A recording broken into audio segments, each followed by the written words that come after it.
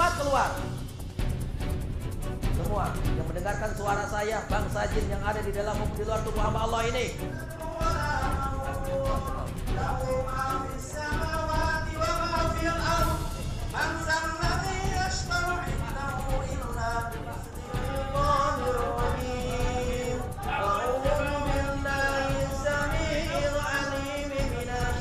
Pernahkah Anda mempelajari beragam jenis ilmu sakti?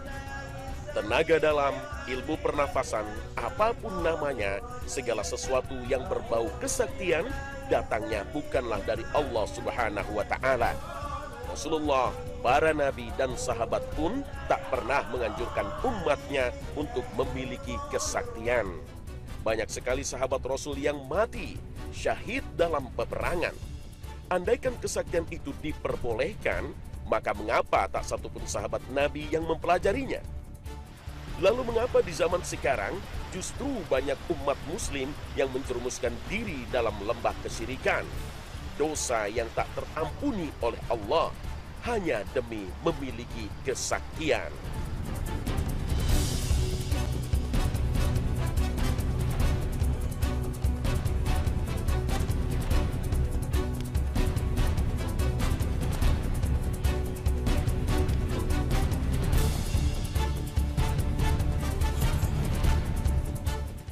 Belajar bela diri penuh manfaat untuk kesehatan dan kekuatan jiwa raga.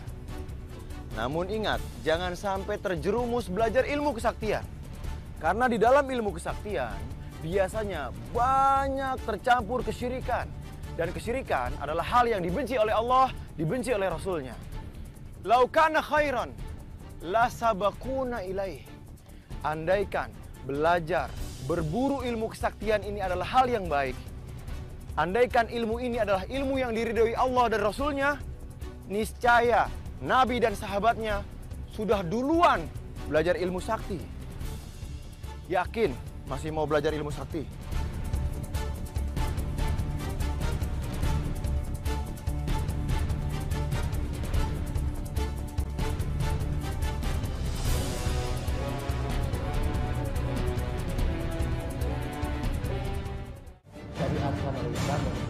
Assalamualaikum warahmatullahi wabarakatuh.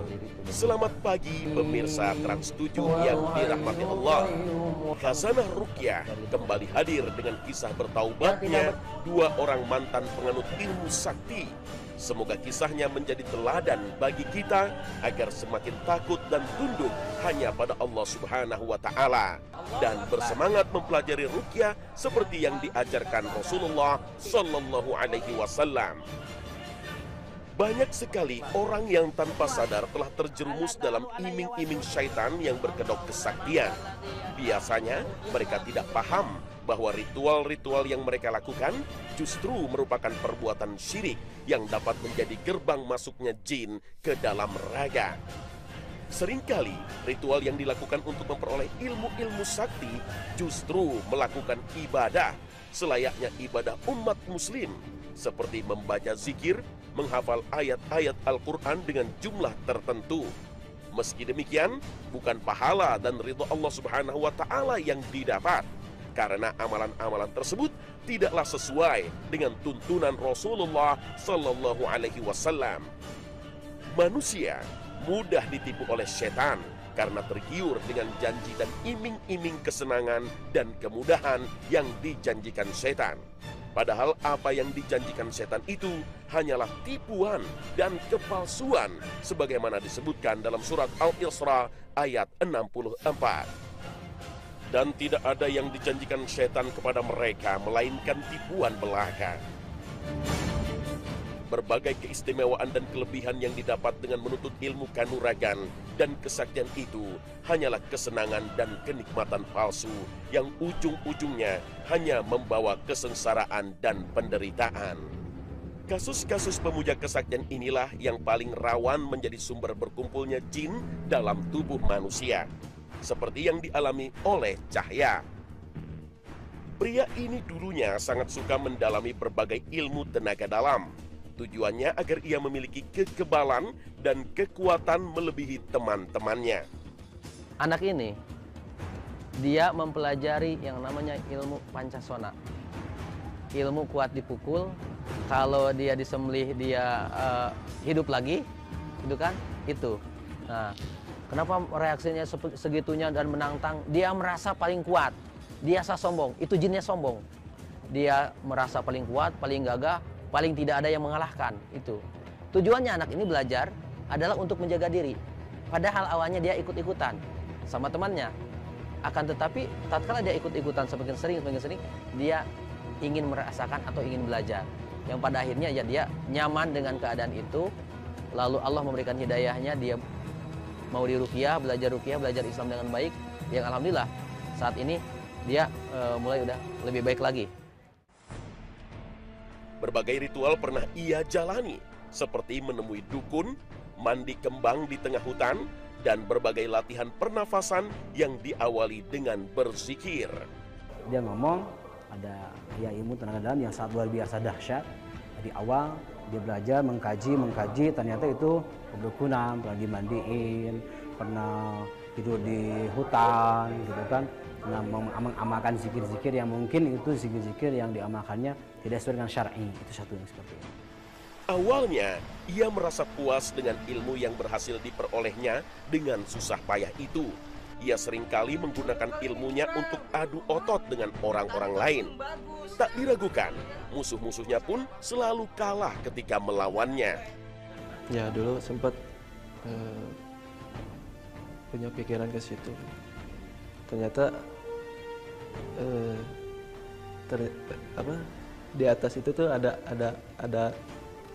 yang lebih atas lagi gitu. Saya punya kemampuan segitu, ternyata ada yang lebih dari saya gitu.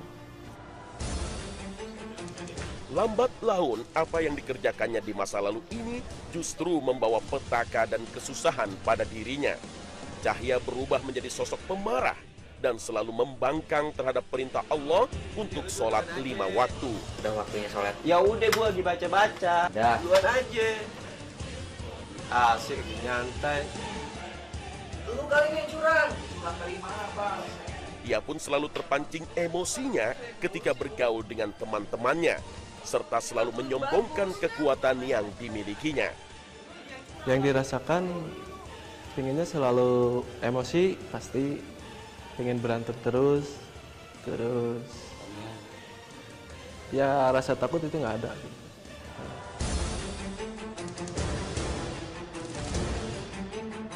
Hingga suatu saat Cahya melihat sesosok makhluk hitam besar di tempat tidurnya.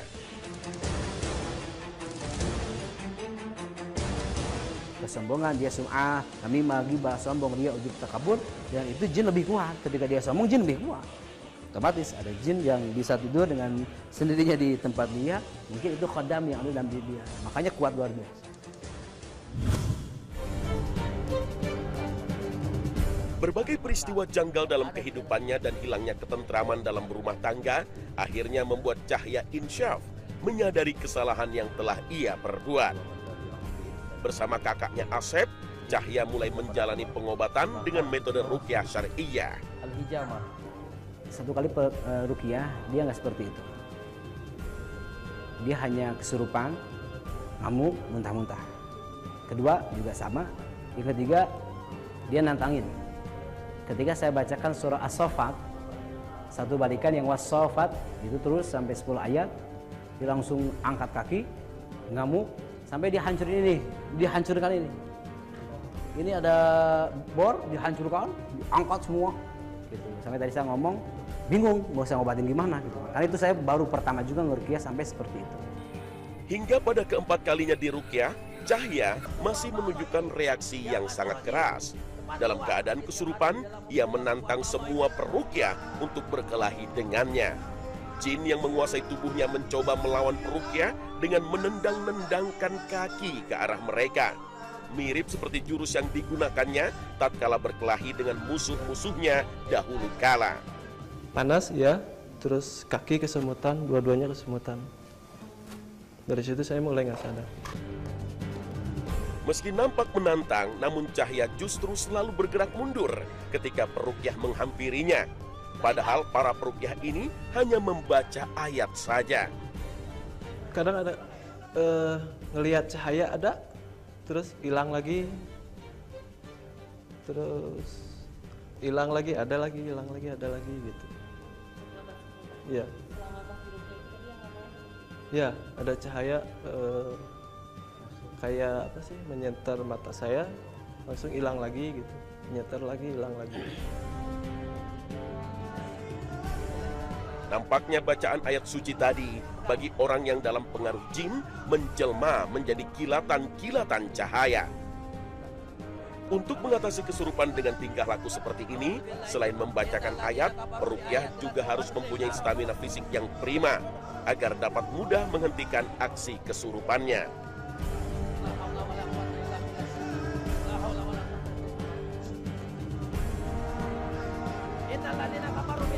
Dengan sekali tepukan bagian wajah, seraya menutup kedua matanya, cahaya pun akhirnya dapat ditenangkan.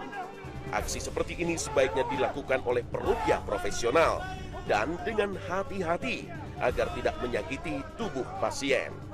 Tatkala dia menyerang kan, tatkala menyerang, mukul, kita ada metode yang menutup mata. Menutup mata ini agar dia tidak bisa melihat keadaan sekeliling dan kita membutakan si jin yang ada di dalam itu dan melemahkan dengan doa-doa. Selanjutnya, ketika laki-laki ini sudah tenang, peruqyah melanjutkan bacaan ayat Al-Quran. Metode yang dilakukan oleh peruqyah ini adalah untuk memaksa jin yang ada di kaki pasien keluar. Dengan satu jari yang diusap, laksana tebasan pedang yang sangat tajam atas izin Allah Azza wa Jalla. Mengeluarkan pengaruh jin tidak hanya dapat dilakukan dari luar tubuh pasien, tapi juga dapat dilakukan dari dalam, yakni dengan meminumkan madu yang sebelumnya telah dibacakan ayat-ayat ruqyah. Madu dapat menjadi syifa atau obat bagi segala penyakit, namun juga dapat menjadi racun bagi para jin zalim ini. Jika dilihat dari reaksinya yang sudah tidak terlalu parah, jumlah jin yang ada di tubuhnya sudah berkurang satu persatu. Setelah kondisi pasien lebih tenang, para peruqyah melanjutkan dengan metode mendakwahi pasien sekaligus jin-jin yang masih tersisa. Yashbiak, as'alallahal azim rabbal arfil azim ayashbiak. Keluarkan. Keluarkan ikhlas. Ikhlaskan semua keluar. Ikhlaskan semua keluar. Keluarkan dengan izin-Mu ya Allah. Ya Hayyu ya Qayyum bi rahmatika nastaghits. La haula wala quwwata illa billahil aliyil azim. Ruqyah pun diakhiri dengan bacaan syahadat sebagai ikrar bahwa kita tunduk pada keesaan Allah dan kembali hanya menyembah kepadanya. Bersih. Asyhadu alla ilaha illallah wa asyhadu anna Muhammadar Rasulullah. Ya Allah, ampuni saya atas segala kehilapan saya dan dosa saya yang telah saya lakukan. Badan tuh terasa ringan, enteng gitu lah badan itu. Ibadahnya lebih, saya rasain lebih fokus, lebih khusyuk.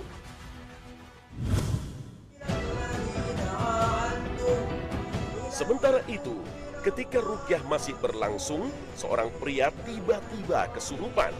Ia pun menghantam-hantamkan tangannya ke tembok yang ada di sebelahnya.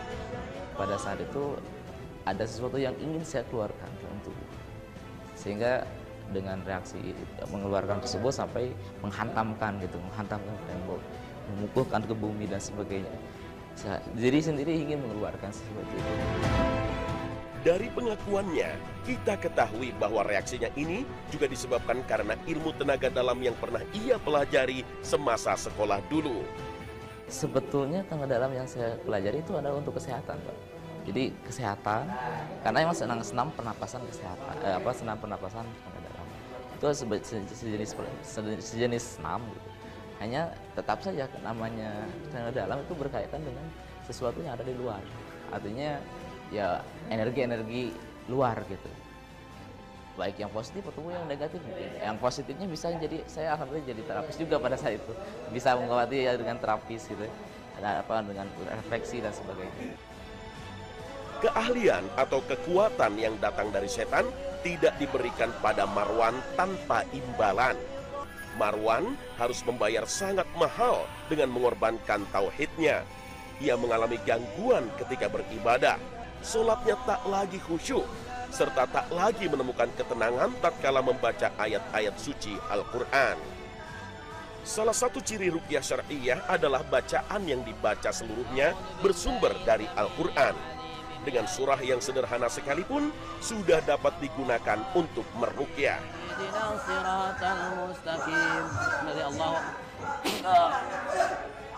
Allahu Akbar. Keluar sekarang. Keluar. Cepat. Keluar. Keluar cepat. Bismillahirrahmanirrahim. Allahu Akbar. Innalladzina kafaru bi ayatillahi sawfa nuslihim. Dalam surah An-Nisa ayat ke-35 ini terkandung makna panasnya api neraka akan menghanguskan kulit dari bangsa jin yang mengganggu umat manusia. Sehingga ayat ini seringkali digunakan para peruqyah ketika meruqyah pasien. Keluar. Cepat keluar. Kalau tidak saya akan bakar kamu. Bismillahirrahmanirrahim. Cepat keluar.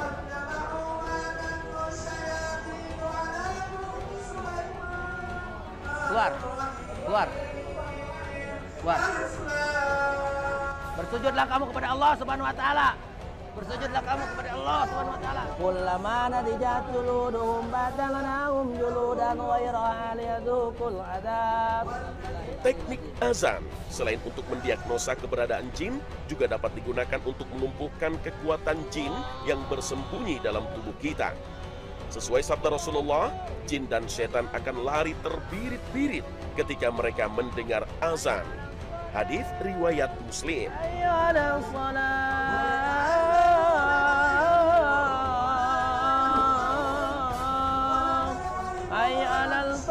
Jin yang telah menyerah dan mau keluar diajak mengucap syahadat untuk mengikrarkan taubatnya pada Allah Azza wa Jalla. Ilaha illallah wa asyhadu anna, saya bersaksi tiada Tuhan selain Allah, Nabi Muhammad utusan Allah. Apabila saya masih ada di dalam tubuh anak ini, maka dengan izin Allah saya akan hancur beserta keluarga saya dan pasukan saya. Cepat keluar. Bukan seorang peruqyah yang dahsyat, bukan ayat-ayat Allah yang luar biasa, tapi di sana ada campur tangan Allah Subhanahu wa taala. Wa nunazzilu minal Qur'an ma huwa syifaa wa rahmah wa la yazidu dzalimin illa khasara. Jadi Al-Qur'an itu jadi syifa kalau ada campur tangan Allah Subhanahu wa taala. Allah a'lam bishawab. وكذلك جعلنا لكل نبي عدوا شياطين الإنس والجن يوحي بعضهم إلى بعض زخرف القول غرورا ولو شاء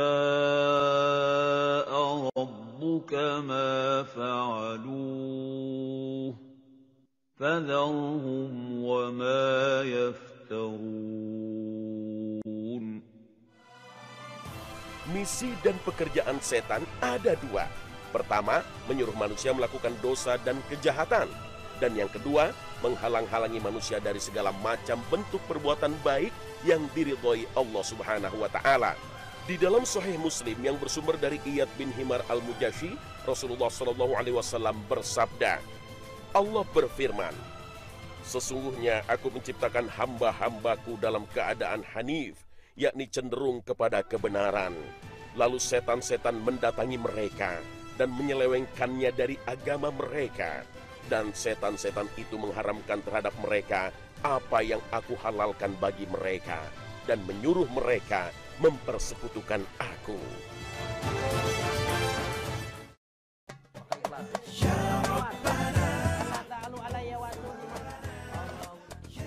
Pemirsa Khazanah, saatnya kita mengikuti sunnah Nabi dengan mempraktekkan ruqyah syar'iyyah.